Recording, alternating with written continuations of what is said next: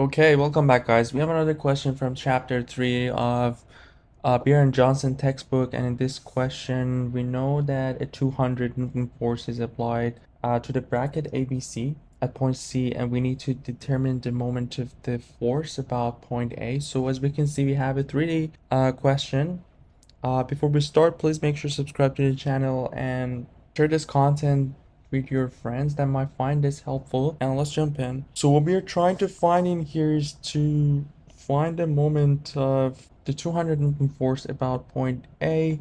And from the definition of the moment, we have the cross product of R and F. And the question is, what is our R in here? Is the R the point that connects the point A to C or somewhere in the middle on the line of action of the force, here, or here? And this will be the line of action of the force, and the answer is all of these distance vectors that I'm showing in here in red can be our R or distance vector, but usually we go with the one that we have the information or it's easiest to find the R. In here, the easiest point for us, since we have the coordinates, would be the point C, but we can go with any point that is connecting A to the line of action of the force.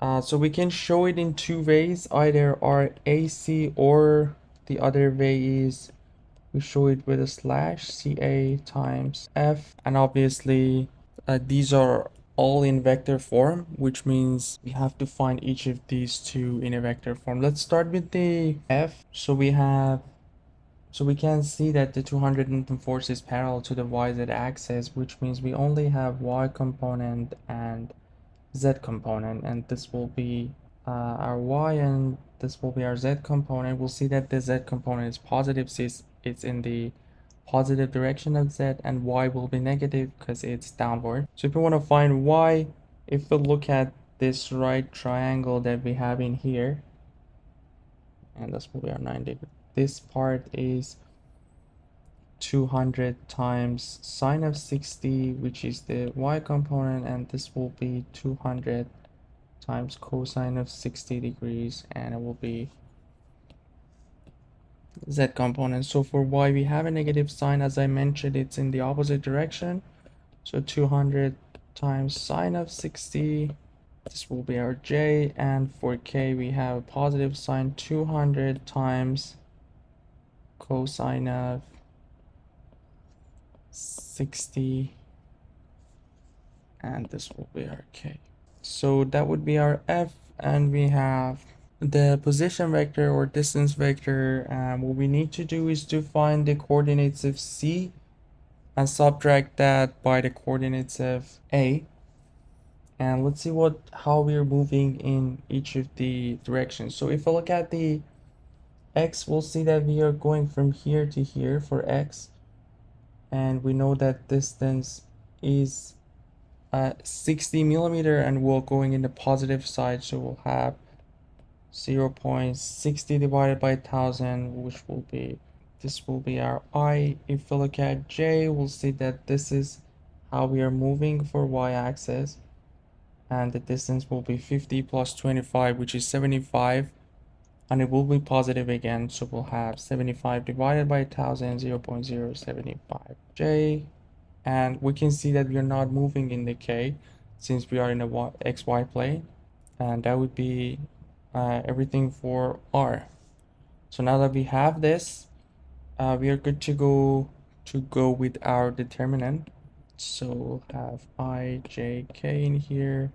The first row will be R, which is 0.06, 0.075, and this will be 0. And we can factor the 200 outside of the determinant, so there is no X. We'll have minus sine of 60 in here, and we'll have cosine of 64.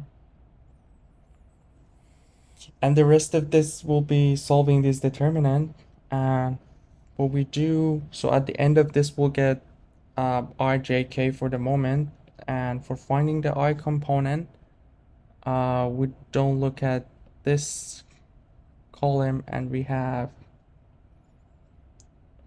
0.075 times cosine of 60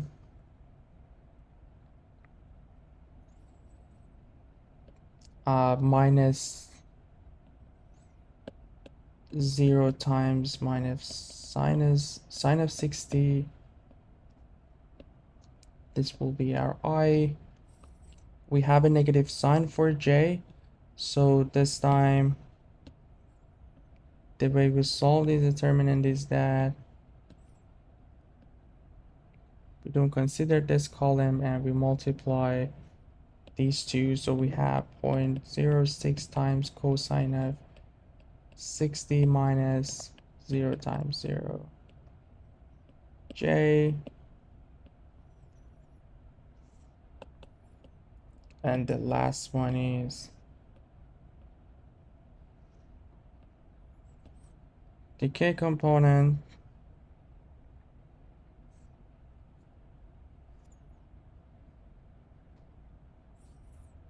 here, which will be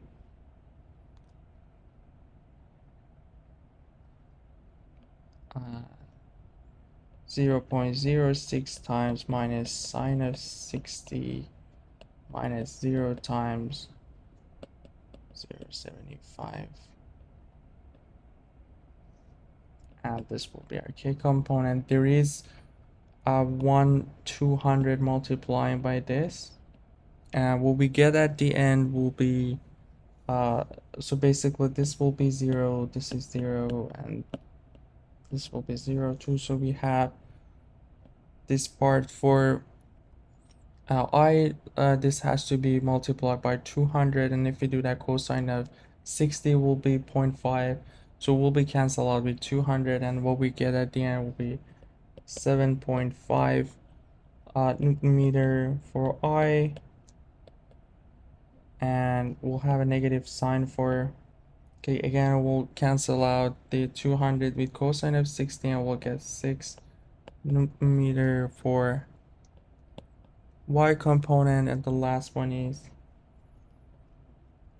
200 times this amount here, and if we calculate this, we'll get 10.39 Newton meter, and this would be the final answer for this question. So that would be it for this question. Thanks for watching. Please make sure to subscribe to the channel and let me know if you have any specific question for the next videos, then we can cover it. And you guys take care, and I'll see you in the next one.